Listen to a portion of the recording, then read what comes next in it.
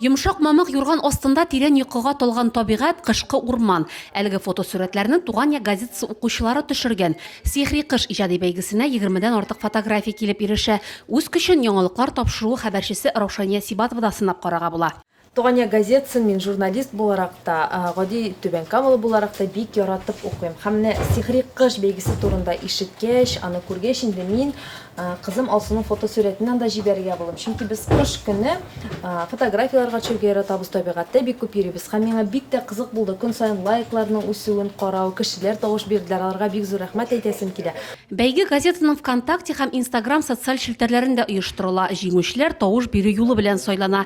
Беренче урынга Марат Кучкаев ия була. Киләчәктә дә Туган белән хезмәт итешәсе дип уйлыйбыз инде. Киләчәктә дә сезгә иҗади уңышлар телибез. Редакция хәбәрчеләре булмас димә дөнья бу дигән конкурска да йомгак ясыйлар. Ул узган ел көзендә башлана. Анда шәһәрдәшләр үзләре белән булган кызыклы вакыйгалар, кеше ышанмастай хәлләр белән уртаклашалар. Барлыгы 15 хикәя килеп ирешә. Кызыклы язма авторлары инде билгеле. Әгәр дә сез бу конкурсларда катнашырга өлгермәсәгез, борчылмагыз, редакция хәбәрчеләре яңа кызыклы бәйгеләр әзерли. Шуларның берсе Яратам сине Туган як.